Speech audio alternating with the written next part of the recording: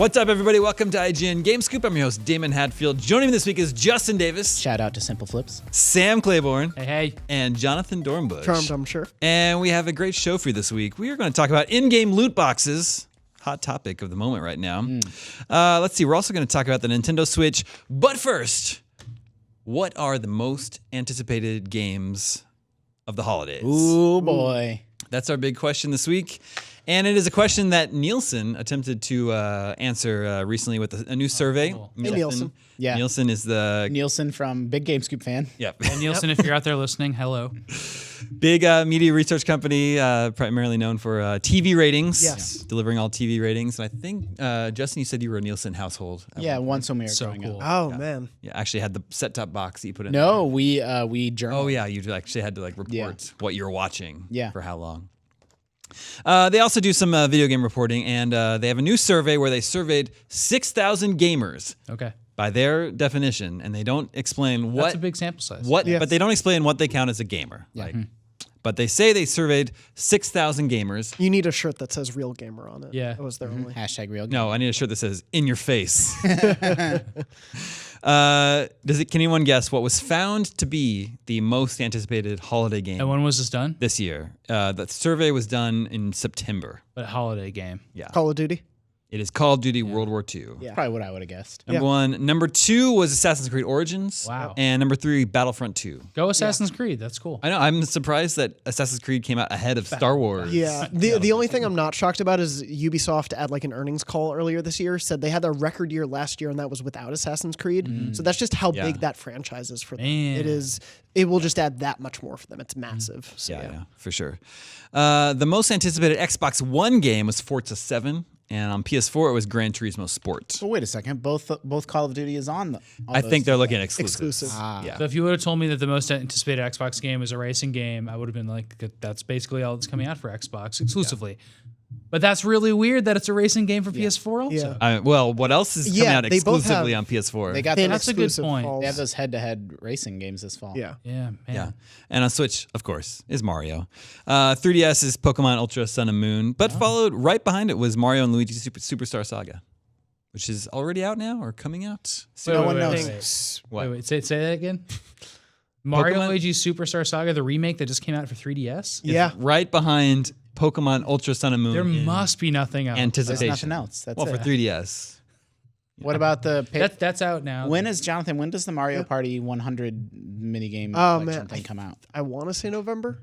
Maybe. I think that was like the third. I mean, They you pushed a want to lot say of those dates November, or around. are you saying November? I want to say I think it's November. I forget Okay. the release. yeah, But yeah. fair enough. So again, we don't know exactly what Nielsen was considering gamers, what qualifications they use. But I also looked at IGN traffic. I looked at IGN traffic since E3, Okay. and I thought that'd be a pretty good Yeah. gauge. By- What, Did by you game. include E3 or did you start the window like immediately following I it? include the week of E3. Got it. So I thought that would give us a sense of what the biggest upcoming games are on IGN. And you looked at the object traffic? I mean, to use an inside Yes. IGN term? Yeah, Okay. exactly. Then the most popular object was obviously Legend of Zelda Breath of the Yeah, Wild. well, I was gonna Well, say no, I'm looking GTA at 5. but I cut out all the older games and I only Yeah, looked at GTA 5. upcoming games. Yeah, you're right. And the joke there is that our strategy guides remain very popular for those games. the GTA 5 cheats and secrets wiki page is it's probably the second most visited page in IGN history after IGN.com, I would guess. Everybody on Earth has seen it at least once. yeah. Yep. It's a true fact. The only way for that page to get more unique viewers is for more children to be born. Right, right. Well, that's how more copies of GTA 5 get sold. Yeah, that's Doesn't that just tell you the thing we talk about in here sometimes, like how important it would be to put cheats in your game? Just put cheats in your game. Just put cheats in your game. So when you look at the most popular games Okay. on IGN by traffic, you actually have to dig pretty deep to get to an upcoming game. To get past all the existing games because Because of guides. because of guides and reviews. Those are the two biggest traffic hits that a game will get. So when you actually dig pretty deep, Star Wars Battlefront 2 Okay. would be the most popular upcoming game. all right. But number 2 may surprise you. Oh. Ooh, I'm going to number think, 2 by traffic, upcoming game. is it Horizon? No, it wouldn't be that. The DLC? No. I'm trying to think, what do we write about a lot? Is it a game we've mentioned already? I bet it's another. Not today. I bet it's another Nintendo game. It is not another Nintendo Snipper game. Clips Deluxe. I'm gonna say, is that a thing? Yes, and I can't wait. What? Yeah, they're doing Oh DLC. yeah, that's the real thing. Yeah. Oh boy. Anyway, it's not It's that something game. that's not out yet. I think it's probably Well, that's like a hardcore. That's why it's a little bit of a cheat. It's PUBG. Oh, It's not officially out yet, but it is already getting a lot of traffic and interest because it's in early access. Yeah. But yeah, it is coming on to, the official release is supposed to come late this year on Xbox One X. yeah, that's When cool. was Snipper Clips Deluxe announced? At the big Nintendo I Direct. completely Yeah, missed it. It was one of those thousands of announcements. Yeah. That's awesome. Yeah. And then it would be Assassin's Creed Origins. Yes, so yeah. on IGN at least, Call of Duty it isn't in the top 3. Yeah, Assassins was huge. I remember when we were showing the traffic during E3, it was always like 1 or 2 Yeah. for a few Yeah, of we those also did days. a big IGN first, so like we did a whole month of coverage. Yes, on yeah. that game. I think the break really helped them. And just today we put up a preview of Marty, who played the game, Yeah. and said it has these like kind of newly added modes and elements that are like really Yeah. addictive Yeah, when you play. I played an hour or 2 at E3. I cannot wait. I love Well, that it's so franchise. like we're deep in October now. Yeah. which I don't know why I said that with such surprise. Like each day follows last. It's a surprise to me. Time. Like it doesn't feel like we're that far. Like we're like halfway through. Well, the big October game stuff. 27th is the day. That's the day, That's and 2 weeks that's away. like 2 weeks the away. craziest day. Yeah. And then they also just announced this week for Assassin's Creed Origins all the like extra game content that's coming after release. Some of it's paid with the season pass, and it seems like they're going to be doing a lot of supernatural, like There's like undead pharaohs, mythical elements to it. It said you're going to be battling Egyptian gods. cool. Yeah. Mummies, And and monster zombie Egyptian mummies. or mummies. Are griffins part of Egyptian lore? I don't even know. Well, sphinxes. That's the sphinxes. Yeah. That's like a lion with a people face. A griffin is like I think an eagle and a lion. Yeah. Yeah, What's one that's the lion that has like Witch in the Wardrobe. like snake parts to it also? I think that could be a griffin as well. It has like a tail with like a point or something. Is that what you mean? Anyway, but then there's also the free stuff like the discovery mode, which we talked about recently. It's supposed to be an educational sort of exploration mode. But then there's also a free horde mode that's going to be coming a little bit after launch too. So that's pretty cool Are too. they going to do a free 100-player battle royale mode? Yeah, update? that's Probably. also that was also announced. They are doing like free daily and weekly challenges and things like that too. So I wouldn't be shocked. Yeah. Cool. But what are our personal most anticipated games of the holidays? Mario. Mario for me. It's got to be Mario, yeah. Mario and Assassins. I mean, as someone who loves that franchise, And like, I'm and so South excited. Park for me. South Park. Yeah, Like that's another Which one that is- really snuck up on me. That game is Next week? Next week or the yeah, week the after? 17th, I think. Very soon. Like the original was so good, and it was one of those sequels that we never expected to get. Yeah. And now it's here. Like well, I guess the reason it surprised me, the game was delayed out of March or whatever to the fall. In the back of my head, I always assumed it was going to be delayed again, just because the first one took years longer than they expected and was such a torturous process. But the sequel to Ubisoft's credit, that one big 6-month delay, and now here it is. I was also excited for Shadow of War playing that. Yeah. Oh, I mean, yeah, I'm still playing that and really enjoying that a lot. We'll talk about that next year. Yeah. So that's a pretty good segue. Let's check in with the listeners. Hey, listen. Hey. Listeners, remember you can always reach us at the email address gamescoop@ign.com, just like Caleb Russ did I was hoping it was from Nielsen. in Knoxville, Tennessee. He says, I'm a weekly listener, but a bit of a latecomer. By the time I started listening regularly, about a year ago, Big Tony Style had already been established as a running joke or local celebrity. Yeah. I've heard his name mentioned several times with some excitement without understanding the reference. Just wondering if you could fill me in on this. Well, Caleb, sure we can, because our next email comes from Big Tony Style. Tony Style. He says, so recently, games like Shadow of War, Destiny, and Battlefront have come under a bit of fire in regards to their microtransactions related to random loot boxes. On the flip side, Activision reported $3.6 billion from in-game content revenue. So in all likelihood, in-game purchases aren't going anywhere. No. I'm curious on where the Omega Cops stand on the current state of in-game transactions. What games do you think get microtransactions right in your mind? So, Big Tony Style. So, Caleb, Big Tony Style, big IGN fan, very nice, lovely man. Very nice guy. A super fan of Yeah. ours who's... And you don't need to overthink it or dig deeper than that. Just a good guy writes in, asks very thoughtful questions, as we encourage all GameScoop listeners to. That's true. So, what was the actual? Loot boxes. In-game Yes, loot boxes, yeah. Who does it microtransactions. right? It's a hot topic right now. So Yeah. Shadow of War has them, and there was some controversy. I was playing a lot of Battlefront 2. Battlefront recently with Battlefront 2 also has them. I mean, Overwatch for Destiny 2 is another thing. So if we if we go down the list here, I've been playing a lot of Shadow of War. I really like the game. I'm many hours into it. I'm like level 11 or 12.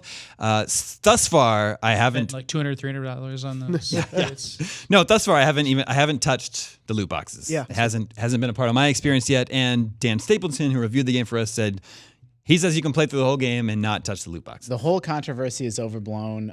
Some people, some fellow critics, and just people that had early access to the game stated things that were wrong about the loot boxes and said that you could only access things in loot boxes, and then had to go back and apologize and say, we're sorry, we got some details wrong. And a lot of the people complaining or worrying about the game hadn't yet played it.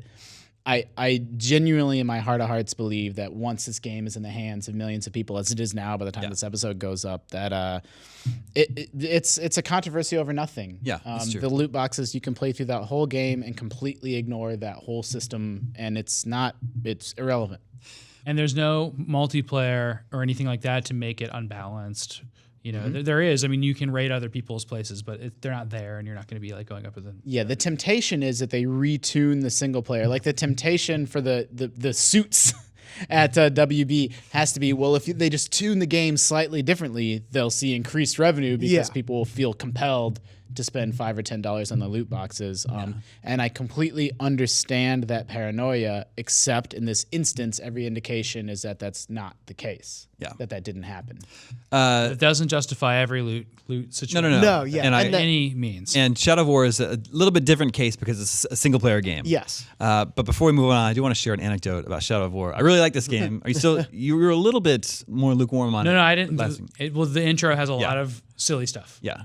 But now you're way past that. Yeah, it's really fun. I'm so addicted. It's so good. I remain in love with the Nemesis system, and so I was playing it the other day, and I was going after one of the orc captains, and I try to be as stealthy as I can, until all hell breaks loose. So I'm like hunting him down. I'm on a rooftop, and I'm like planning out my route, what I'm going to do, and I'm being really like quiet and patient. And then like all of a sudden, I just hear, "There you are, Ranger!" And then there's just like another captain who like snuck up behind me and was attacking me. Now, I don't know why. Like, why are you on this roof? He was hunting you. Yeah, the hunter dude. had become the hunted. and then I had to deal with him. It's so cool. So That system's great. I'll tell a quick anecdote as well if we have the time. I had an orc. Who I shamed, but then he didn't accept the shaming. That's like a thing that happens in the game, and that drove him crazy. That's my management style at IGN. I don't accept the shaming. So Chloe so never accepts he, the so he when he was crazy, he didn't talk anymore. So whenever the taunts come out like you're doing, instead of doing it, he just comes out and goes. He just giggles. So he also got knocked up to level 40, and I'm level 17 or whatever. Then now I'm higher than that, and so he could kill me in like one hit with spears. So he kept on showing up, and he would ambush me all like more than other orcs. I'd hear this laugh, and then I'd die. Yeah. And then I went to a different map, and there has to be a special thing that would happen for an orc to follow you to another region. Yeah. Dude followed me. Oh no! And so I'll be in like a castle, and I'll hear his cackling. He's just And then dedicated. I'll give up you. on this mission. He's dedicating his life to just griefing your game. Yeah. Oh man, yeah, I haven't started Shadow of He's War my yet. nemesis. I'm really looking forward to. So impressive how many different types of orcs there are and different personalities and voices and all that. It's really cool. Hundreds of them. But Shadow of War, in terms of loot boxes, is a different case because it's a single player game. Yeah. Other games like Destiny 2, Battlefront 2, it's been more problematic because the reality is, at least Destiny 2 is out. We know this. You can spend real world money to get a gameplay advantage, and it seems to be that that's going to be the case in Battlefront 2 as well, which is even more of a PvP game than Destiny 2 is. Yeah, and it's random. So it's like you're like, I want to spend my money to be the best sniper or something like that. You can't do that, which for better or worse. You can spend money and hope. Yeah, you can hope. So it's like and the more money you good. spend, the better your chances are. And then you wonder, does it cards. get into gambling territory? And it's actually something I'm looking into right now. We're trying to do a report on it, and I was speaking to some lawyers about it and why does or it doesn't cross over into gambling territory. And essentially, it's because you put in money and you're getting real world zero benefit out of it. Like, you are not putting in money and getting something that you can take yourself. You are essentially licensing these items in that game via that money. And so because you're not getting anything real out of it, nor can you turn that into money that you get yourself, it doesn't cross into gambling territory because of that, essentially. What about like Hearthstone packs? Well, it's exactly Well, right. yeah. You know, we think about it in the context of loot boxes, but it's been the case in digital card games for many years, which Yeah. it feels that's- like there's a precedent there for 20 years of Magic the Gathering. That's even how So just physical card games work. yeah, like culturally, like people just accept that this is just how digital Yeah. card games are, and there are exceptions. There's some that are not randomized packs, etc. But generally speaking, it bleeding over into these other genres or style of games is a relatively new development. Really brought on, I think, by the overwhelming success of Overwatch Yeah. and mobile games before that. With gacha systems and Is Hearthstone free? yeah, It's free play. like yeah. That's a Clash big deal Royale, too. When like- people pay, But you $60 can for pay to get more Battlefront. cards. Yes. You know, and the more cards you have, the more options you have for building decks. Yeah.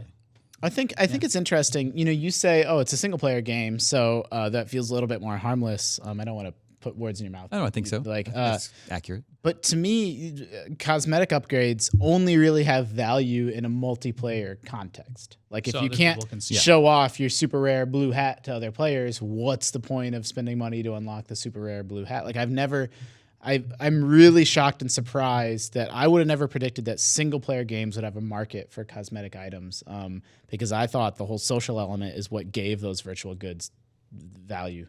I think there is also, though, an extent to anything you play can be social now.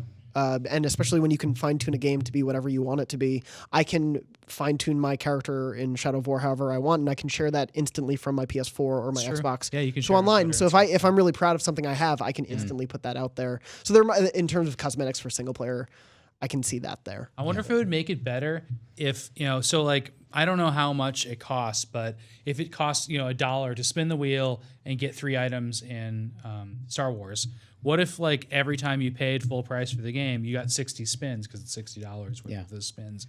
Then it puts everybody at like some randomized level. Yeah, except the option will still be there for To other expand. people to spin more Yeah. and potentially get an advantage over you because they've paid for it. Yeah. And there are And it like doesn't gold sit right editions with of it. games that do have like, hey, you get 10 extra loot Yeah. boxes or things like that. Yeah, they usually include that in like collectors. It's like an easy thing. XP, to talk about. XP boosts, Yeah. things like that. Japan is actually a little bit more advanced than America in regards to Everything. just in general. Regulation of loot boxes in particular, just because Japanese mobile games, these gacha games have that. That's been the thing for a long Yeah. time. These random characters in mobile games, and the law that they passed was they're required to publicize what like the drop rate. Like you have a 1% chance, 1 in 100 chance of getting this character, or 1 in 20 chance, or whatever it is, and they have to be public about the odds are in a very visible way. And there's like rules and requirements around. Fire Emblem Heroes does that. Yeah, and that's because you'll find in I don't know if Overwatch does do it, but games that are global, that are available all over the world, it's like kind of more work to take out those odds. So you'll find that certain games that are popular in Japan that get localized to America leave those odds in, and I wouldn't be surprised to see something like that happen in America. There's a big controversy. Oh, I wish I could remember the name of the game. But they said, hey, this crazy rare desirable character has like a 5x drop rate, and someone spent like $1,000, $2,000, and didn't get the character, and it turned out the drop rate wasn't what they said it was. Like they lied about it. Oh man. Either and then it's sort of like this controversy: did they do it on purpose or was it an accident? And that's when the regulatory bodies stepped in and said, no, you have to publicize what your drop rates are. But yeah, and then it becomes who regulates it? Is it the gaming industry itself? Do lawmakers have to step in? Because I understand people's fears, as you were saying before. If one person in a backroom executive wants to just fine tune it just enough so that it increases their revenue, they could if they're not being regulated. Yeah. But obviously, also the developers themselves, I don't see them as doing this for nefarious reasons. It's also they need to support themselves after the game comes out, after sinking years of their life into a game. Yeah, I mean, it's That the is another eternal struggle aspect, yeah. where you spend it, you pay $60 for a game, and that game costs $60, where you play it for 5 hours or 500 hours. And they're struggling. It's a mad scramble to find ways to monetize like the other 490 hours that someone plays with a game. And that's what like Shadow of War's endgame is, this really weird sort of, it's a single player game, but this asynchronous like tower invasions, and you're invading other people's games and they're invading yours. And it's this cool end game mode. And these loot boxes are their way to try to, like, people that get heavy into that, like try to monetize that play experience a little bit. The price of games hasn't risen in over 10 years. What, 20 years, I mean, what? It's been $60 for a long, long time, but the cost of making games has risen quite a bit, I think. So, yeah, they're trying to figure out how to offset some of those costs and make. Plus, like when you see the price of mobile games, it makes you think that like I would advocate for the price of games to be lower. I think they'd sell better if they had lower prices, and it might even out that way. But it's definitely not going to make people more money. But like, there's not enough people that can afford $60 games out there. Like that's really expensive stuff. Yeah. I don't have a problem with the concept of loot boxes. What seems to me to be the problem is allowing people to pay extra. Like if you just keep it as an in-game thing, you get loot boxes. You have to earn them. Everyone just has to earn them. You know. Yeah. If you're given the option to pay to give an advantage over other players, that seems to be where they cross the line. Well, and then the worry is the consumer being protected in that transaction then too? Like, is the system fine-tuned enough to make sure that It's actually fair. Yeah, that the consumer's not being gypped out of their money because they decide to adjust the numbers. Yeah. Yeah. Well, what about Borderlands? Weren't Borderlands loot boxes randomized? Well, there is no in-app. There is no in-game. That's why purchasing I thought of it as an example of a game that handled this well. Like the game has loot boxes, but everyone. Every Borderlands weapon was 2 came out randomized. today. Yeah. The marketing. I fully expect Borderlands 3. Yeah, the spin would be the game's not tuned around it at all. The game is tuned around you just unlocking these through play. But if you want to, you have the option of buying more, and then it's left to the player to decide whether they believe that or not. I mean, it comes down to no one wants to be thinking about money when they play a video game. So it kind of doesn't matter. It doesn't matter whether they're telling the truth or not. Yep. It doesn't matter whether Shadow of War, is completely fair. I mean, I came to its defense at the start of this conversation and said, "Look, this whole thing's overblown. You can play the whole game without ever thinking about the loot boxes, but it's still there in the back of your head. It's true. You know, it's once that seed is planted, you can't put the genie back in the bottle to mix my metaphors. Yeah, there's a philosophical problem I have with microtransactions in general, and that's that there's a philosophy about preying on whales for them, and it's not a secret. Yeah, that's their whole business model. There are people that can't presumably stop themselves by buying every item in a game, or it brings them pleasure, but. Yeah, I know gambling addiction. Or they have lots of... And what that's like. Yeah. And like there's similar elements to slots and stuff like that in some of these microtransaction setups. And I'm not saying that for Mordor. I'm saying it for, especially on the mobile side, that'll even show like a very gambling like display. And I mean, there are people out there that can have addiction problems. Yeah. And they know these can prey on those people, and that's really scary. Like, Battlefront and Mordor and mobile games like Clash Royale, there are people that will spend, $5 extra and then say, great, that was fun. But that's not where they're making their extra money. Their extra money is coming from the 0.1% of people that give them $3,000. You come from mobile reporting where that was a big deal when that was kind of going around and being discovered. Yeah, it's like 1 to 3%. Now we're seeing it in console. 1 to 3% of people will spend any money on a mobile, on a free to play mobile game, and then they get enough money from that 1% that spends hundreds and hundreds of dollars that they don't care. For the other 99% that aren't paying customers. Yeah. And we all understand personal responsibility and what that means, but I'm just saying there's gambling addiction out there. It's a real thing, and it's like to kind of exploit that is troubling to me. I agree. Well, obviously, loot boxes and microtransactions are a hot topic in video games this holiday season. We'll see how it all shakes out. If all these games sell millions of copies, then I would expect to see. I mean, thankfully, we solved it. Well, sure, we figured it all out, so never fear. Thanks, Jonathan. Anytime. I feel like it is. And that's another case closed for the Omega Cops. That was the last we heard of loot boxes. Good stamp.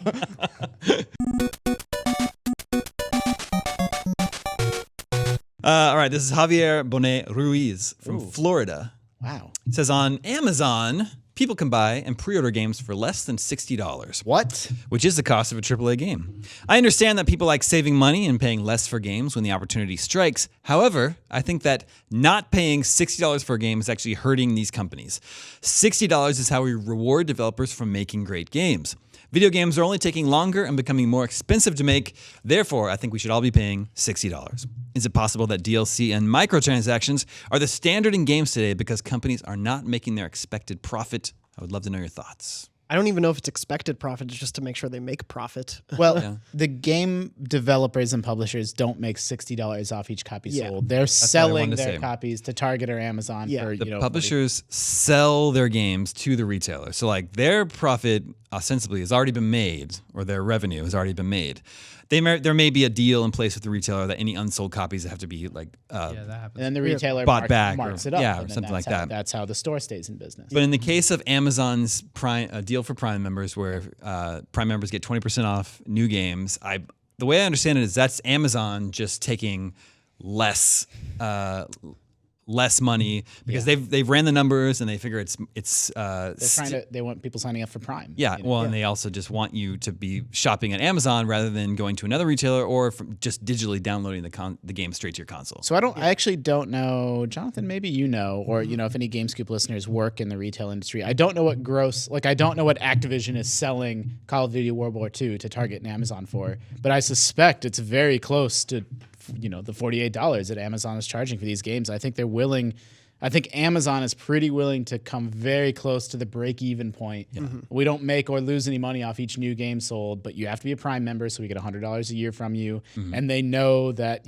whatever many percentage of Prime members also sign up for Amazon Music and Amazon Cloud Storage and yada yada, and that's the business that they're in. Every store has loss leaders. While you're on Amazon and you're buying a game, why not also buy some food that you need and a toy for someone's birthday coming up? That's Amazon. That's the whole Amazon engine. Yeah. They've built this whole multi-billion-dollar industry that's taken down traditional retail through its recommendation engine of when you're there looking at one thing, it's going to show you 5 other things. And so, someone that's listening to GameScoop that's a hardcore gamer is maybe savvy enough to plunk down $48 for Mario Odyssey. That's it. That's the only thing they buy. They're out. But a lot of people, they end up buying $70 or $80 worth of stuff because they're adding on, either a toothbrush or a Switch case or whatever else other stuff that Amazon recommends you that they do, earn profit on. And the site is so built around, here's a sale going on over here, and we also have books that are only $2 by that. But to Javier's original point, whether you buy something for $60 or $48, it doesn't impact the company that made the game or published the game because they sold their copy to the retailer. In that particular deal, I don't think it does. And there's also the other things to consider of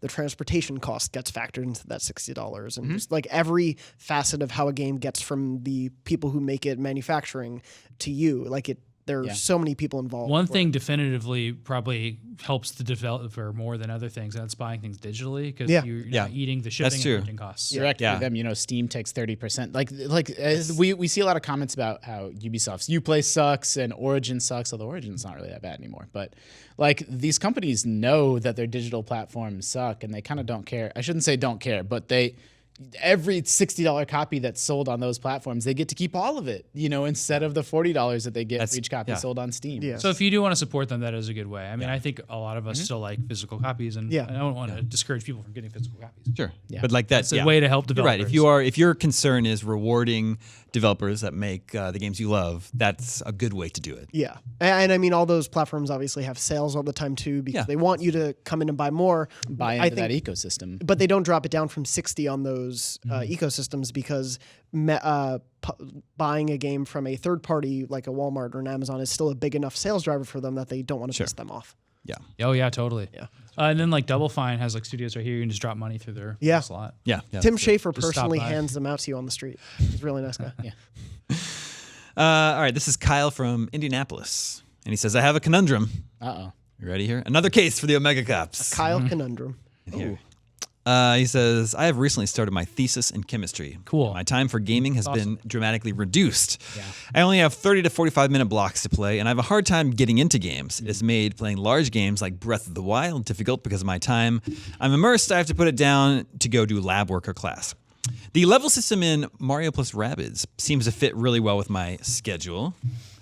Are there any games you recommend I pick up that work well being played in smaller play sessions? So it sounds like he's got a Switch. You're already on the right track. Yeah. Okay. Mario Rabbids is great. You can do just a level or two. Yep. I hear Stardew's new update. That's why I wanted to ask Justin if he thought Stardew Valley is a good game to play in short shorter Yes, sessions. absolutely. Yes. I'm not playing the Switch version yet. I'm trying to finish Golf Story and some other stuff, but I'll play through it a second time on Switch. I went and played through it on PC at launch.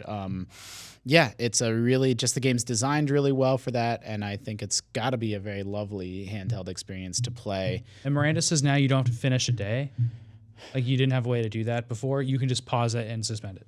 Well, I mean, that's just built into the Switch. Like, you can just Yeah. pop the Switch Yeah. off at any time. You just So couldn't do that on your window on PC. That's Yeah. true. You would lose the day. Like, you couldn't stop in the middle of an in-game day because the game saved at the end of each Yeah. day. Yes, that's true. So now the Switch even eliminates that small amount of sounds friction. perfect for Switch. But even the in-game day system, they're short. Like, you're going to accomplish something meaningful, and then it just feels really, really good. So yes, Stardew Valley I would absolutely recommend. If you like puzzle games, Picross S. I was gonna say Picross S. It's $10. Are we going to You do get what hundreds games of you're playing puzzles. this week?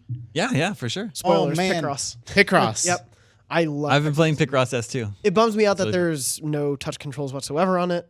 Yeah, How that does took. it work? You just have well, to you just- manually yeah. by button. Yeah, so Seems well, like a strange choice. it originally the first Picross game was on Game Boy. Yeah. So it predated the DS, but then I did play it on DS. There were a couple of perfect iterations on the there. DS, yeah. And it was the slightest disappointment to not be able to use touch controls in this version, but I quickly got over that just Yeah. because that game is so fun. Isn't Isn't it cool that it has co-op? Have you messed with it? I haven't, at all? I haven't played tried it it. yet. How does that work? So that's what you would think that they would overthink it or over-engineer it, but it works exactly how you're playing on the screen. Each person has a controller, and they all move a cursor around, filling in right. whatever they want to fill in, and it's it totally you can sit there and co-op a puzzle. That's so Like, funny. That's great.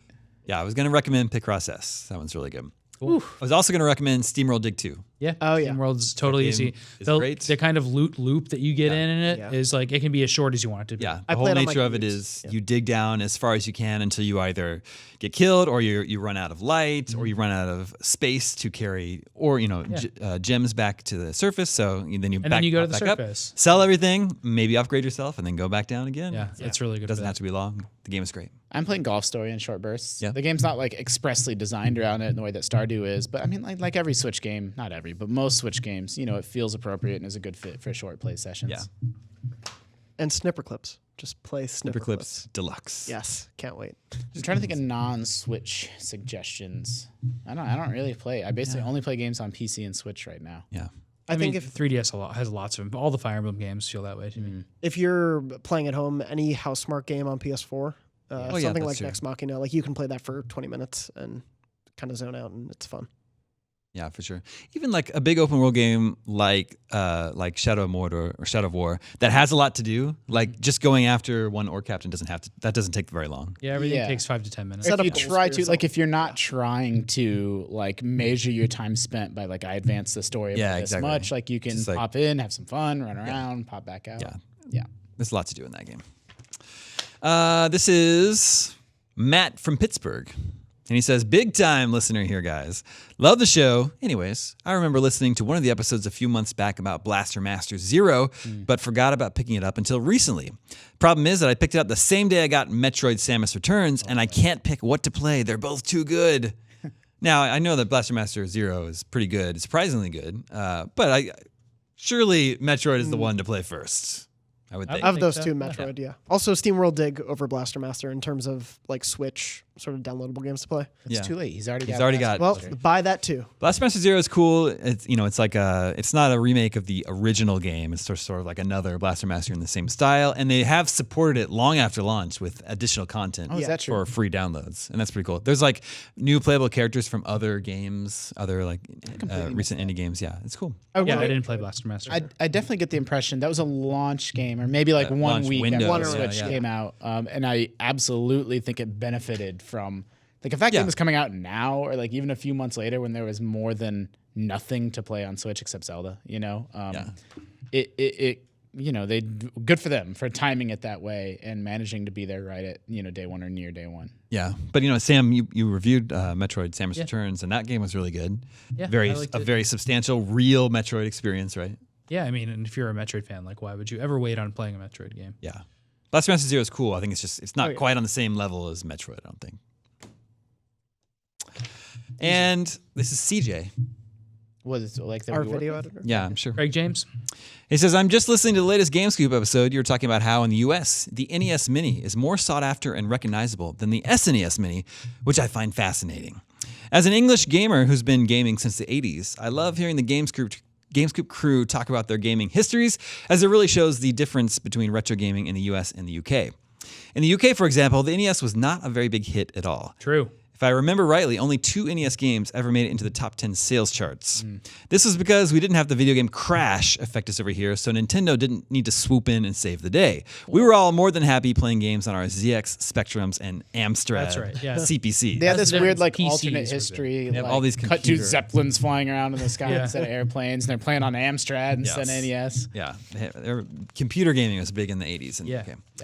So he says, over here, the SNES was way more popular and recognizable than the NES. As so many kids today are raised on US culture, a lot of them seem to incorrectly think that the NES was a big deal here too, which is a shame as it means that so many young people have a skewed perception of what UK retro gaming was like.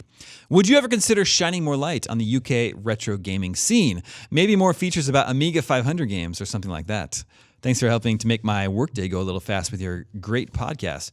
Well, CJ, I feel like I would need some light shed on the UK retro gaming scene for me. Talk I to used to Gav do- Murphy. Yeah, totally. We have a UK Tell team. us. They should do some retro stuff. Yeah. Well, I used to get a magazine called Retro Gamer, I think it was called, and it was out of the UK, and everything in it was like PC based, and it was really interesting. Yeah. And sometimes it'd even come with games, which was cool. Like a disc had like Star Control 2 on it. I remember once, but it was really good, and that like kind of introduced me to that scene. I was able to kind of play those games and stuff that way. One thing that's hard about some of those games is that they emulate well when you're playing on a PC, but they're not super easy to like plug and play and throw on an Xbox and stuff like that now. Yeah. Because they're PC Yeah, games, and sometimes they use keyboards and stuff like that.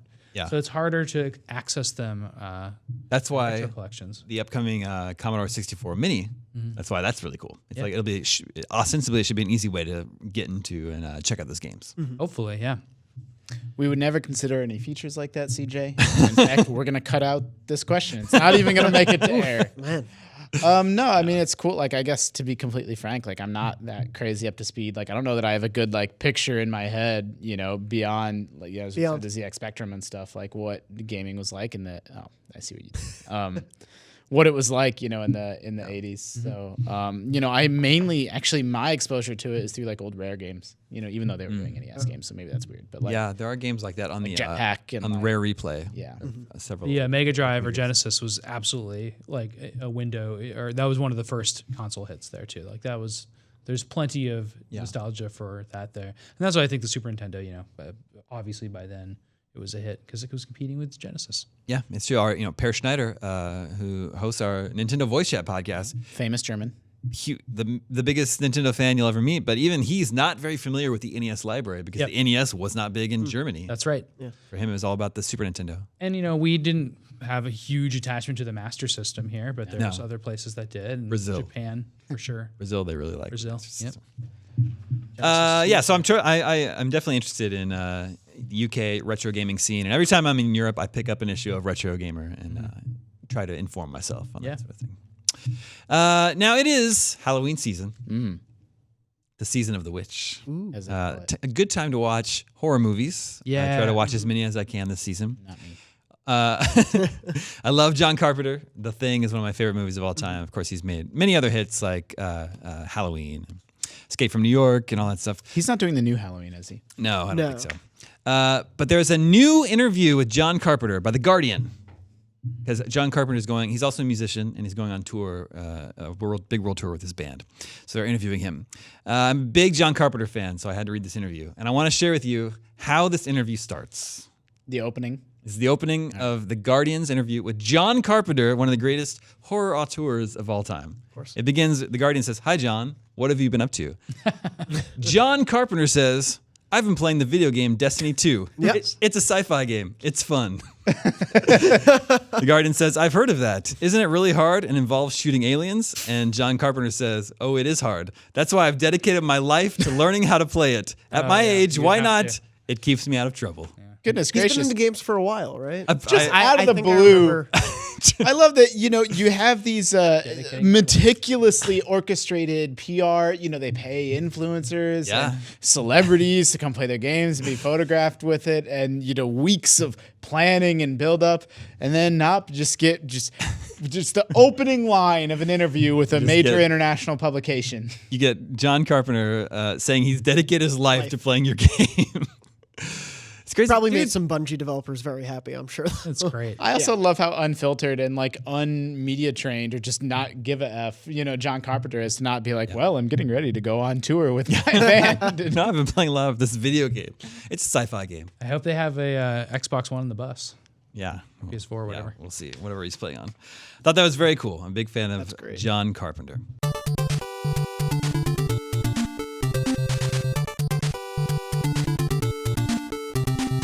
And that brings us to Video Game 20 Questions. Oh, boy. Our suggestion this week comes from Jeff Benson in Mechanicsburg, Pennsylvania. Mechanicsburg. Just He full says, of mechanics. He says, I love GameScoop, and I can say it is directly responsible for me getting into podcasts. It is still my favorite podcast of all, and it makes mowing my lawn, shoveling my driveway, and other terrible outdoor chores less terrible. Thanks for letting me hang out with a group of game junkies for an hour or so every week. Jeff, you are more than welcome. Let the questioning begin. Do you play as a human? I think so. I think so. Well, in the end of Bubble Bobble, you'd get turned into a human again. Is that true? Yeah, Bub and Bob, they become boys. What? They're not dinosaurs? I don't think so. I think they're dragons. Let us make a journey to the Cave of Monsters. Well, okay, you're right. But I mean, they turn... I was just joking when I said that. Okay. But yeah, no, they do become boys. And then their Wait, you girlfriends just said show it was up. a joke. No, the dragons thing was a joke. Oh. You're taking me on a real roller coaster here, Sam. The lore of Bubble. We've had this exact conversation before. Is that true? No. Okay. Board meeting. Is this from before 1990? The game was not released before 1990. Okay. Was this game released before 2000? No. Okay. Okay. Ooh. Is this a game released on multiple platforms? No. Ooh. Okay. Nice. Is this on Nintendo platforms? Or a Nintendo platform? I mean. Yes. Okay. It's 5. So after 2000. Yeah. So GameCube or later. Yeah. Yeah. It could be so many consoles. Do we want to narrow it down to console then? A handheld or 100%, yeah. home? Or year? Yeah. I don't know how to do it. Is this a GameCube exclusive? Yes. Oh boy. Yeah. Is it finally going to be Zack and Wiki? Yeah. No, that's a Wii exclusive. That's a Wii game. Oh, Yeah. You're right. You're right. Duh. Good game, though. Okay. So Yeah. wait, GameCube is this game made by Nintendo? Define made by. Is this game published by Nintendo? Yes. That question would make me think, though, developed. Maybe they published it and it was developed by Did Capcom self-published like PNO3 and those games, the right? Capcom 5? Or I did think so. Nintendo publish them? I don't know. I mean, we can go a lot of ways with this. Yeah. PNO3.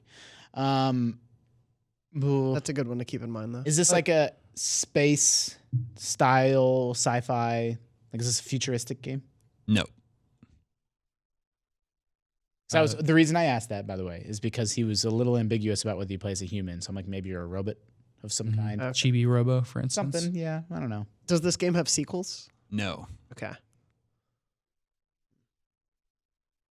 So GameCube game without sequels, published by Nintendo.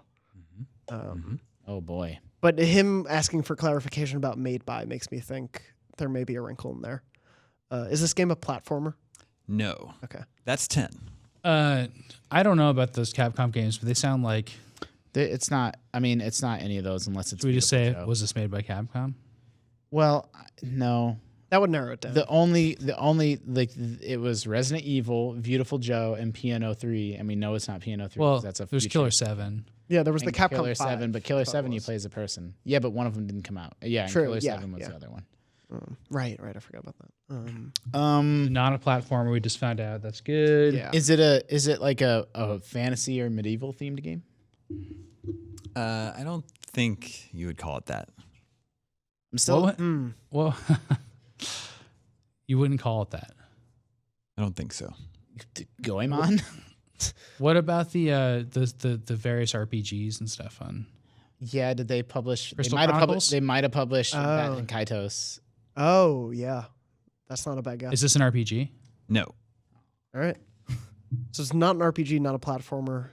What other GameCube genres were popular? I mean, the GameCube was my jam back then. That was my lead console back then. Yeah. Yeah, I'm just me trying to too. think of my library. Like what games? Was this game developed in Japan? Yes. Okay. So, yeah, maybe we should do developer then, because if it could still be like Killer 7. But it could Yeah. be like it doesn't sound like it's Nintendo EAD, but it could be one of their like. No, we said Nintendo Close. didn't develop it. I know. That's why it could be one of. They have Or so we many didn't close necessarily say developers. that. Oh, like second party. Yeah, and he didn't. I guess he didn't. Well, Yeah. like not EID because that's internal, but like when Sega made F-Zero or Star Fox. Does this have multiplayer?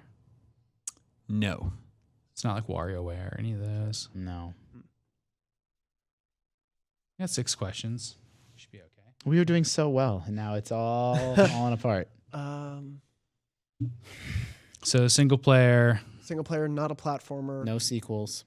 No sequels. Not an RPG. Who's producing the show today? Mitchell.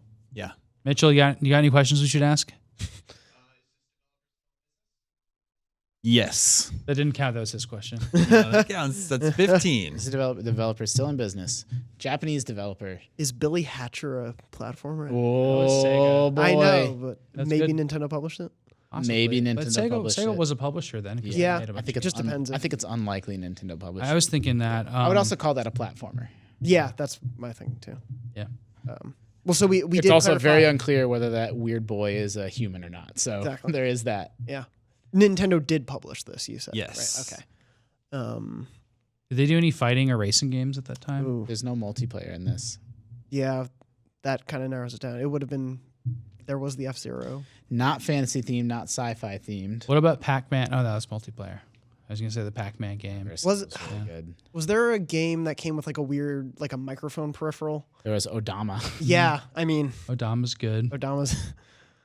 All the Mario parties came with that. Hey, you Pikachu. That wasn't developed. That by- was It could be any. Hey You Pikachu's any of the N64. Pikachu game or any of the Pokemon games Yeah. published by Nintendo. Yeah, well, I mean, yeah, you could do like Pokemon XD, Gale Yeah, of Darkness. exactly. It could be, yeah. Seriously, I no, mean, yeah, that's a that's not a very- bad. Or Blue Ocean. Was that on it? What's Blue? I thought that was Wii. Endless Ocean. Maybe Endless Ocean. Is that what it's called? Yeah, Endless Ocean. Yeah, Blue Ocean was their Their strategy. yeah their business strategy. Yeah, and then it became a game basically. I mean, if we want to try to narrow it down to those specifics, we can just ask if there's Pokemon in it, and that would help. But that wastes a question. Well, what about do you collect? I mean, Would that Beasts. help with anything? yeah, Are you a human in that game? yeah, you're a Pokemon trainer in Pokemon XD. So that might eliminate that. Well, That's the tricky thing, right? If it's not developed by Nintendo, that's definitely published by Nintendo. yeah. Well, wait, so you do play as a human or you don't? He said he thinks you do. I think you do. think you do. Yeah. So I mean, you're playing as a Pokemon trainer essentially, but it's not the same as like a Pokemon RPG. It's like vaguely different because you don't like capture them. You're like freeing Pokemon. Yeah. That's an option. I think Odama is honestly an option. Yeah. Like I'm trying to think of that, those. I mean, weird- you play as like a commander, and you're like it's a pinball game. There's no Yeah. sequel. Yeah, I would. The thing that trips me up about Oh, Odama there is- we said it's not like fantasy or medieval themed, and that game's And absolutely. I don't fantasy know and if medieval. Nintendo published that. I think they probably did, but I don't recall. I think there were 2 I owned Pokemon it. XD games. I don't even know who made Odama. That would cancel that out if there's no sequel though. Are there? I believe there were 2. Okay. Okay. Does this game use a weird gimmicky peripheral? Yes. Oh, Still have Hey You Pikachu in there. Yeah. No, that was N64. Oh yeah, that's Yeah. true. How many? We have 4 questions 4. left. You play pinball in it? Yes. Is it Odama? Yes. Forgive me. I guess I wouldn't think of that game as like a fantasy game because I thought it was like a war Yeah, but simulation, like a Japanese strategy it's like, war game. It's like fantasy shogunate. Yeah. But is it like actual historical or fantasy? Like there are monsters. Well, I mean, it's you're from the controlling historical a giant pinball pinball with a period. face. Like But I see where you're Feudal coming from, Japan. and yeah. When I think fantasy, I think like Skyrim. Yeah. Like that's. Yeah. I don't. Recall. What about Okami? Is it I mean, I actually played. Yeah, I think so. Am I the only one? Did any? No, I own played Odama. Yeah. No, I did not. I've never I did. I played owned it and played it, Odama. and I still have it. And it has a Yeah, microphone me too. clip. Yep, you clip Yes, it on your, yeah. and then it like works. It works like 90% of the time, which is amazing that it works that often, but it works infrequently enough that like it's just a chore and a pain to play. And like, that was 2006 for GameCube. Like right at the end of yeah, very end. April 2006, Man. 6 months before the Wii would be released. Nintendo published it. Yeah, Nintendo published it. It was who's the developer? Vivarium, which is the studio that made Seaman for Dreamcast. Are they still Wow. around? And they're still around? Yeah, but they've been like they merged with another developer and have a different name. Oh, so that's another tricky question. Yeah. Good work, Jonathan. Yeah. Am I imagining, did I make up that they're kickstarting a new Seaman, or weren't they teasing on Twitter? There was Seaman some coming back story or about something? yeah. I'm It gonna- might have just been, would you be interested if another Seaman happened? I'm gonna look it up after Yeah. this. Would you be interested? Sure. IGN gave Odama 6.5, but then sounds about right. at the Game of the Year awards that year, they gave it like the Innovative Game Award. That's cool. 6.5. I'd probably be a flat 6. It was okay.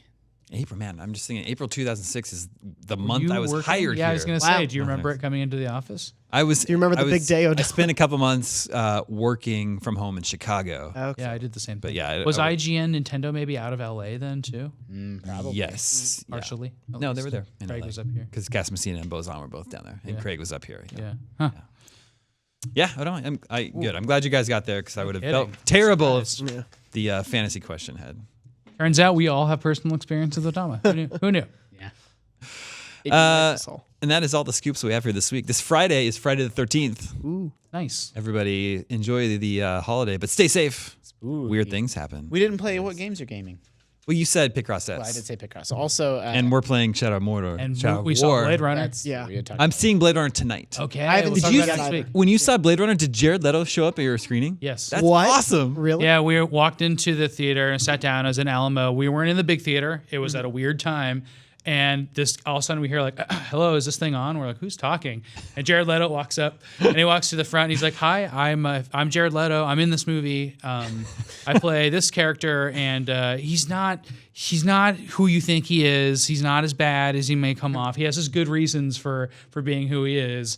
And then he's like, I just want to see, like, I'm such a big Blade Runner fan. I wanted to see who'd be here on opening night. And it was really cool. And then he took a picture of everybody. Wow. That's really cool. Nice. Think he lives maybe lives in San Francisco? My wife screamed. Apparently- She was like screaming. Apparently, he really likes San Francisco and hangs out here all the time. And there's a certain coffee shop in the Mission that he always goes to, and he's spotted there Starbucks. frequently. Starbucks. It's weird he has these like robot eyeballs now. Yeah. I also Also want to give a damaged shout across out his to the forehead. SNES Classic. You bet. I've been spending some time with the SNES He's Classic. Joker also. Yeah, and I want to give a shout out to GameScoop superfan Doug for hooking me up. He had an extra that I was able to Nice. buy off him just because they got really hard to find. And so thank you, Doug. And playing through, I know Super Mario World and I know Link to the Past. Like these games are part of my DNA, but I actually got to thinking about it. Like I haven't played Super Mario World in 10 years since it came out to the GBA. Like I know all the worlds and feel like I know that game so well, but I love returning to that one. it's been a whole decade. And actually same with Link to the Past. So I'm really, really excited. Did you play Star Fox 2? Dig back. Not yet. Try it out.